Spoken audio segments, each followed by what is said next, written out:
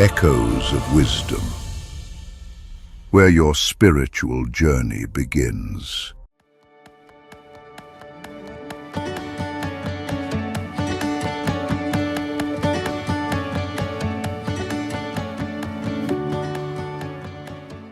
Welcome everyone to a truly fascinating dive into one of history's most enduring and enigmatic secret societies, the Rosicrucians. You know, just the name itself conjures up images of hidden wisdom, alchemical secrets, and mystical brotherhoods, doesn't it? Absolutely, Erwin. It's such a potent symbol of the quest for spiritual truth, isn't it? For me, it evokes this sense of profound mystery, ancient knowledge passed down through generations. A truly captivating idea. Yeah, and also a lot of conspiracy theories, if we're honest. I mean, for every profound mystery, there's usually someone saying they control the world. But seriously, where do we even begin with something like the Rosicrucians? Is it even real? Was there a real Christian Rosenkreuz? That's an excellent place to start, John, because that question gets right to the heart of the Rosicrucian mythos. The story, as laid out in the famous Manifestos, begins with Christian Rosenkreuz, a legendary figure said to have been born in 1378. He supposedly traveled to the Middle East, studied with mystics and alchemists, and returned to Europe to found the Fraternity of the Rosenkreuz in 1407. And he lived to be, 106 years old? Then his tomb was rediscovered centuries later, full of magical artifacts and wisdom.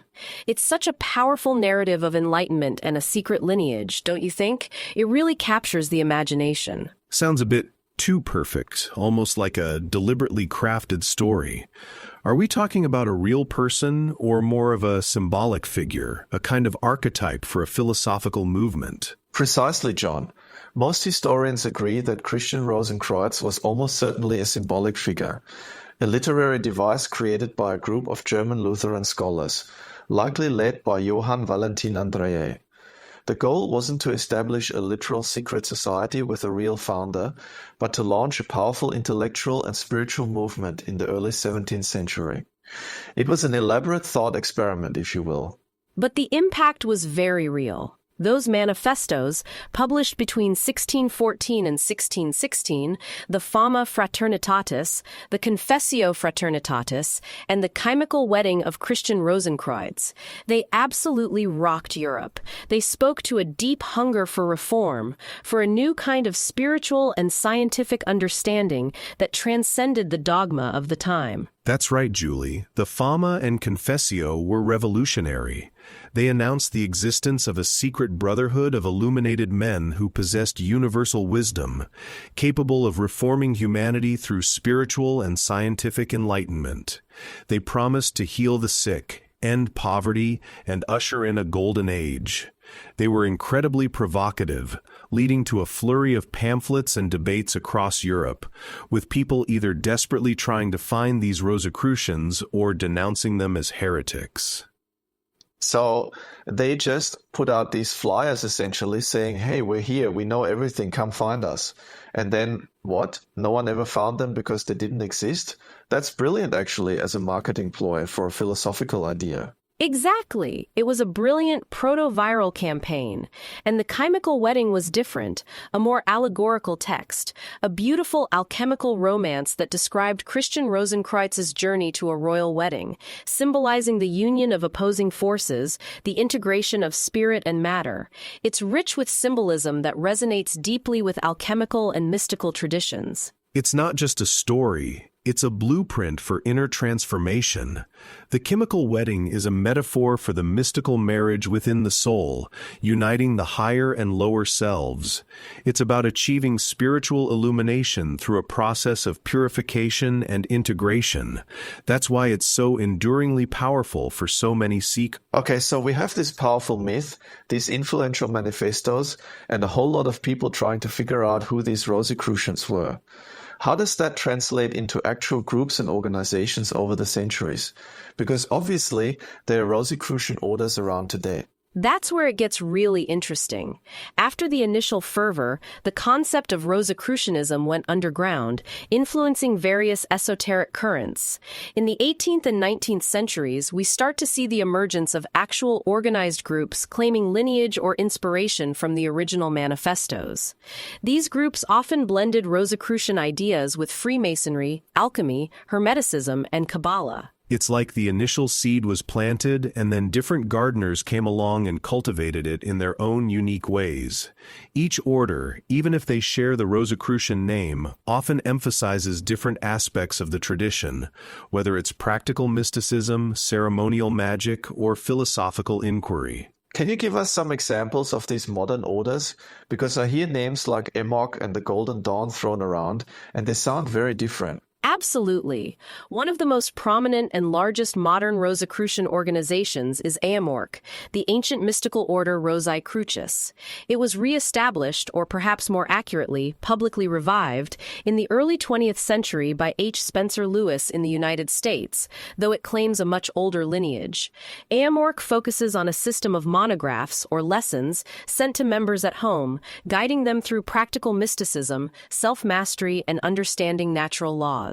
AMORC is quite distinct because it emphasizes personal experimentation and direct experience. It's about applying Rosicrucian principles to everyday life, developing intuition, healing, and achieving inner peace. It really resonates with people who want a structured path for their spiritual growth, without necessarily engaging in complex ritual magic. So a bit more like a correspondence course for spiritual development, rather than hooded figures in secret temples? Well, they do have lodges and temples for convocations and initiations, but yes, a significant part of the learning is done privately, at home. Their emphasis is on practical application of universal laws rather than the more ceremonial aspects you might associate with other groups. And it's global too, which is incredible. It shows how universal the appeal of Rosicrucian wisdom truly is, reaching people from all walks of life, all over the world. That quest for inner wisdom and understanding the cosmos really transcends cultural boundaries. Okay, so that's AMORC. What about the Golden Dawn? That name always comes up when people talk about secret societies and magic. The Hermetic Order of the Golden Dawn is a very different beast. Founded in late 19th century Britain, it was incredibly influential, though its direct Rosicrucian connection is more in spirit and philosophy than direct lineage. The Golden Dawn drew heavily from Rosicrucian texts, but integrated them with ceremonial magic, Kabbalah, Egyptian mysticism, astrology, and tarot. It was a veritable melting pot of Western esotericism. And it produced some truly iconic figures in the occult world, like Aleister Crowley and W.B. Yeats. It was a crucible for magical practice and intellectual exploration. The Golden Dawn's rituals were incredibly elaborate and powerful, designed to facilitate a direct connection with divine forces and personal transformation through ritual and symbolism. So if AMORC is a bit more study at home and meditate, the Golden Dawn sounds like it's more about robes and incantations. Is that a fair generalization? That's a pretty fair, if simplified, distinction, John. The Golden Dawn's legacy is primarily its structured magical system and its influence on later occult traditions, while AMORC focuses on a more philosophical and personal mystical development. They both stem from the broader Rosicrucian impulse for spiritual enlightenment, but manifest it in distinct ways. But both, at their core, are seeking to unlock the hidden potentials within the human being, to understand the universe and our place within it. They just have different methodologies. It's like different paths up the same spiritual mountain. And then we have groups like the Fraternitas Rosae Crucis, or FRA. This one is less widely known globally than AMORC, but it represents another stream of Rosicrucian thought, often with a focus on deeper alchemy and a more traditional, perhaps more secretive approach than AMORC. The lineage claims are often quite specific and rooted in certain European traditions. Okay, so many branches from that initial enigmatic seed.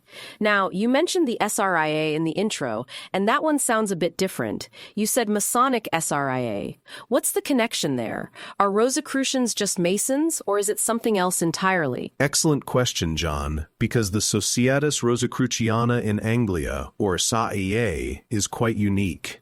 It was founded in 1867 in England, and it is a Rosicrucian society exclusively for Master Masons. You cannot join the SRIA unless you are already a Master Mason in good standing. So it's like an additional layer, a deeper dive for Masons who are seeking further esoteric instruction beyond the craft degrees? Precisely. The SRIA views itself as providing further light into the symbolism and philosophy of both Freemasonry and Rosicrucianism. It explores Hermeticism, Kabbalah, alchemy, and esoteric Christianity, but it's not a Masonic degree in the traditional sense, like the York Rite or Scottish Rite. It's an appendant body, a separate society that requires Masonic membership as a prerequisite. It's very much focused on scholarly and spiritual exploration. That's a really important distinction. So it's not Rosicrucianism is just a Masonic offshoot, but rather Masons who are interested in Rosicrucianism can find a specific vehicle for it in the SRIA. That makes a lot more sense. And it makes perfect sense that there would be a confluence of these traditions. Both Freemasonry and Rosicrucianism, especially in their historical context, shared an interest in enlightenment, moral reform, and the pursuit of hidden knowledge. The SRIA offers a structured way for Masons to delve into those deeper esoteric connections. Indeed, and it's important to note that while the SRIA requires Masonic membership, it emphasizes that its Rosicrucian teachings are distinct from, though complementary to, Freemasonry. It's not a replacement, but an enhancement for those seeking to explore the mystical and philosophical roots of Western esotericism through a particular lens. So across all these different groups, from the symbolic origin of Christian Rosenkreuz to the Manifestos, then to modern orders like AMORC, Golden Dawn, FRA, and the Masonic link to SRIA, what's the unifying thread? What makes something Rosicrucian? I think it's that fundamental quest for universal knowledge and personal transformation. It's the idea that there are hidden laws governing the universe and our own being.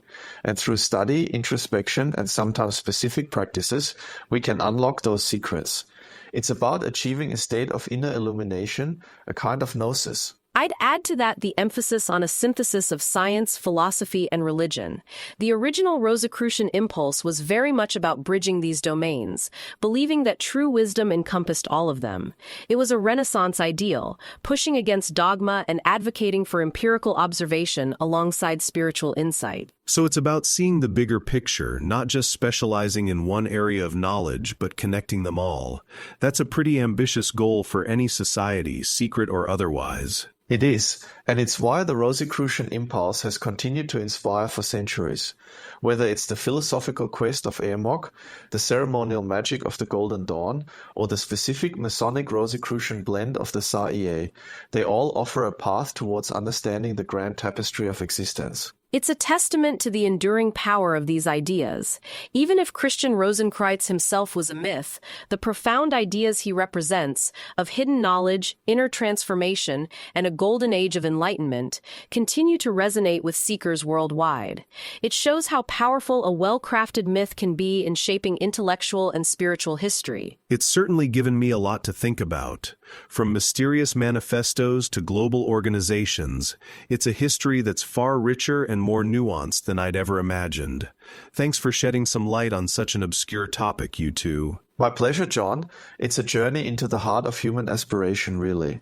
The Rosicrucian story is far from over. It continues to evolve and inspire new generations. And that's probably the most Rosicrucian lesson of all. The journey of discovery never truly ends.